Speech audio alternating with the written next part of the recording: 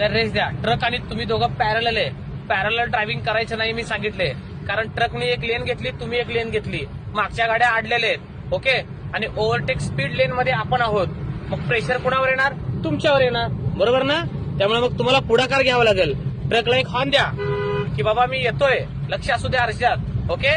Race द्या साहेबा. हळूहळू हायवेवर ड्रायव्हिंग करतोय. पुन्हा रिपीट पांढरी पट्टी आपल्याला क्रॉस करायची नाहीये. 5-10 सेकंद आरशात बघायचे. स्पीड 40-60 कंट्रोल स्पीड दिलेले आपल्याला इथं. सीसीटीव्ही कॅमेरे आहेत. नजर आपली लांबपर्यंत. नजर हटी तो दुर्घटना घटी. ओके. त्यामुळे हायवेचे नियम तुम्हाला बारकाईने लक्ष द्यायचे. रेस द्या साहेबा. हळूहळू. राडा राडा राडा पाहू शकता. दिनकर कडू फॅमिलीचा नॅशनल हायवेवर तुफान राडा. जसवंत सर बोला काय म्हणताय? पाहू शकता जसवंत सरांचा क्लास झाला. आता दिनकर सर ड्रायव्हिंग करतायत. सर हळू घ्या. सर लेस सुटले. 80 ला गेलात सर. स्पीड अलाउड नाही आपल्याला एवढा. समोर दिसते का बोर्ड 60 चा? एकदम सेल्फी निघाल बघा आपली छानशी. मग 1000-2000 फाईनच लागेल. हळू घ्या जरा.